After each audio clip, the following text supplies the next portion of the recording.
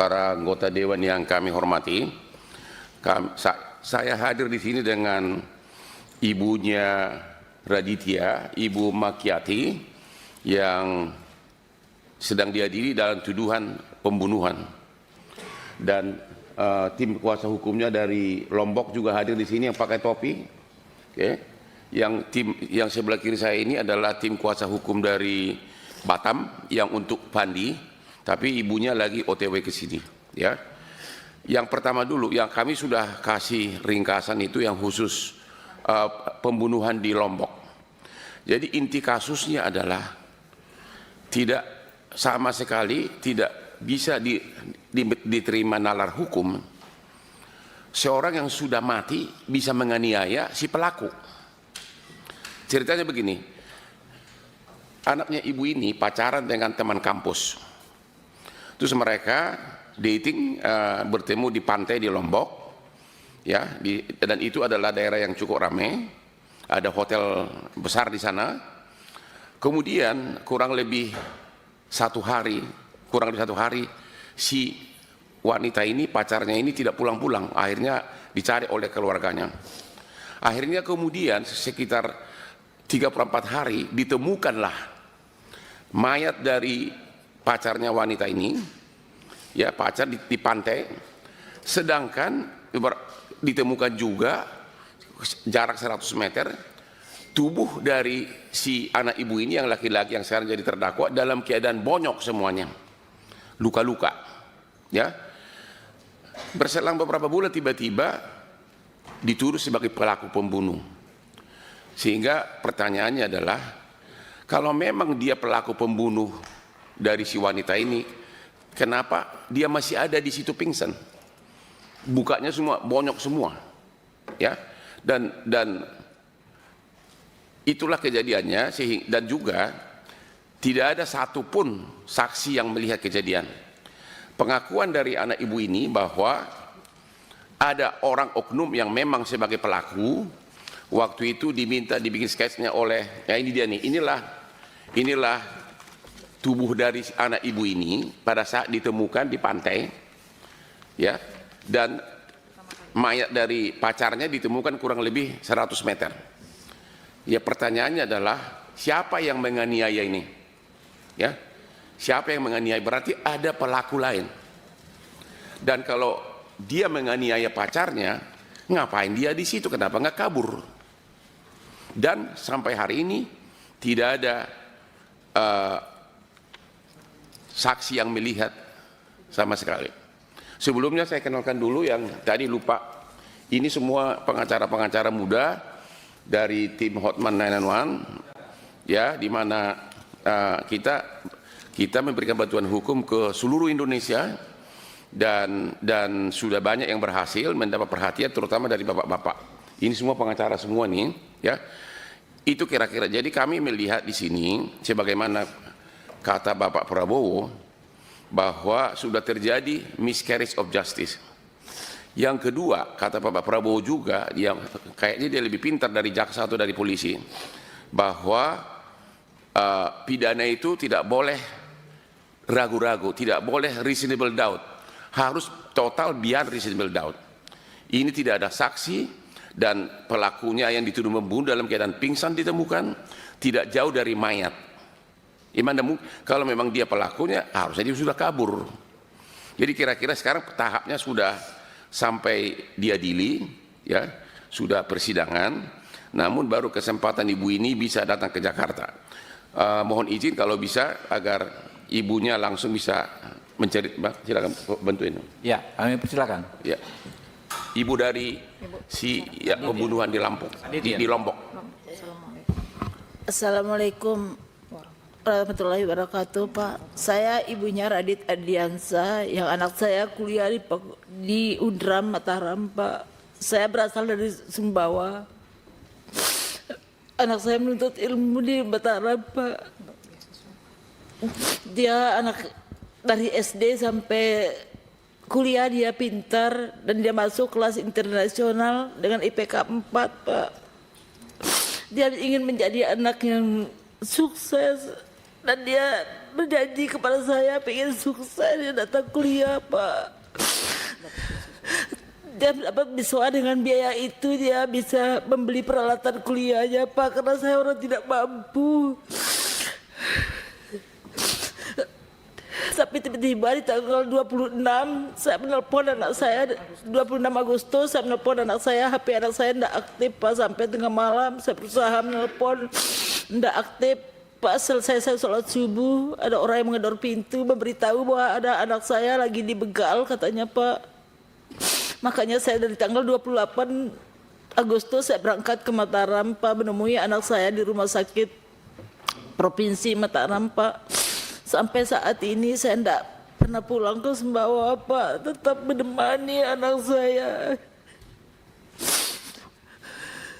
Tapi di malam itu, pas tanggal 19 malam,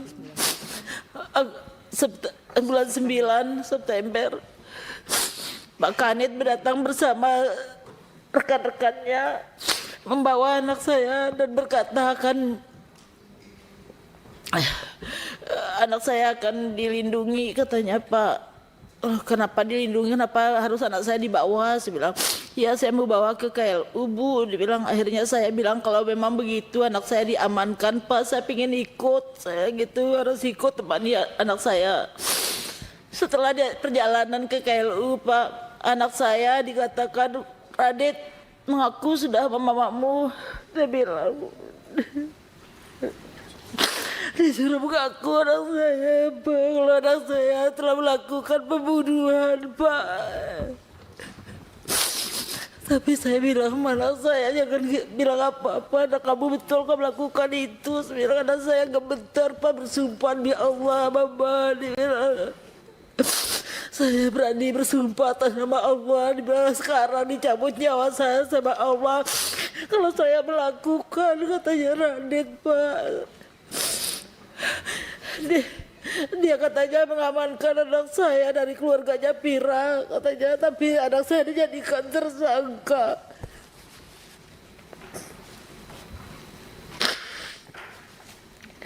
Keesokan harinya apa di sana di BAP anak saya, dan saya disuruh ke dalam bersembunyi supaya jangan saya melihat anak saya yang lagi dibergol dan memakai baju yang oranye Pak. Anak saya tidak didampingi pengacara. Anak saya malam itu tidak ada satupun pengacara yang mendampingi anak saya. Saya minta tolong tapi tidak ada yang datang membantu anak saya Pak.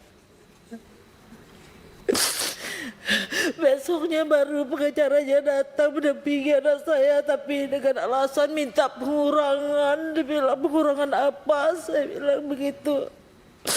Sampai detik ini saya seorang ibu, batin saya mengatakan anak saya tidak bisa melakukan hal seperti itu sampai detik ini. Karena Radit ini dari kecil, dari SD belum pernah ada guru yang mengasih saya laporan kalau Radit pernah ada masalah sama temannya. Sampai SMA Pak, belum ada. Radit ini anaknya sangat patuh.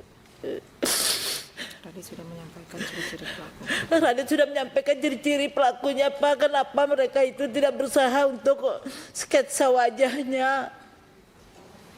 Malah anak saya dituduh sebagai tersangka. Saya mohon sekali Pak, saya orang tidak punya Pak. Saya mohon Pak, anak saya bukan pelaku Pak. Sampai detik ini batin saya mengatakan Radit bukan pelaku Pak. Saya ada punya biaya untuk kuliahkan anak saya, pengen sukses anak saya Pak. Tapi dinyatakan anak saya tersangka. Saya berjanji ke Radit, Mama tidak akan pulang ke Sumbawa. Mama tetap berada di tembok penjara atau dimanapun kamu berada. Saya bilang, saya tetap menemani kamu. Yang penting kamu harus tetap kuat hadapi ini. Saya bilang, saya mohon Pak, saya mohon sekali Pak. Yakin anak saya Pak bukan pembunuh Pak. Batin saya tetap mengatakan seperti itu Pak. Lihat Pak, anak saya ini apa pantas anak saya dituduh seperti ini Pak. Dan mungkin anak saya memperkosa saya berusaha sebagai orang ibu. Apa dia pernah melakukan hal-hal yang tidak baik terhadap Vira? Tidak, Pak. Saya kira cukup. Cukup ya. Jadi yang kami mohon perlindungan hukum adalah secara pembuktian tidak ada satupun yang melihat, tidak ada saksi fakta yang mengatakan bahwa anak ibu ini sebagai pelaku. Tidak ada. Hanya keterangan ahli-ahli dan psikolog.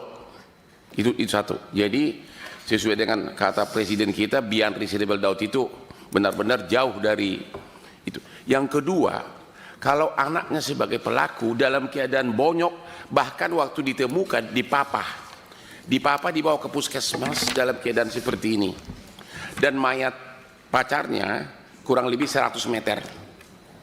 Kalau memang dia pelaku, ya tentu dia udah kabur. Tapi waktu ditemukan pun dalam keadaan pingsan begini, dipapah ke puskesmas. Jadi dan siapa yang melukain ini? Ya pasti ada pihak ketiga. Dan nggak mungkin tuduhan bahwa seolah-olah ini perlawanan dari si korban.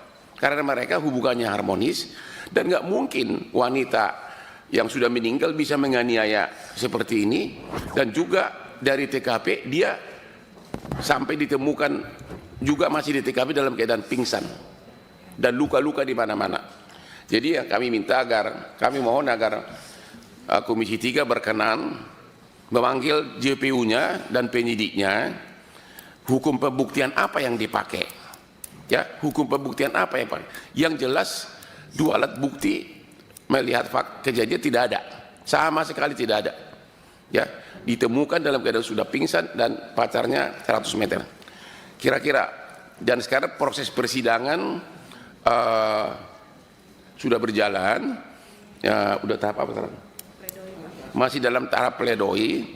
Ya, jadi kami memohon agar Bapak berkenan memanggil JPU-nya. Apa dasarnya mendakwa orang yang pingsan begini dituduh membunuh pacarnya? Bukti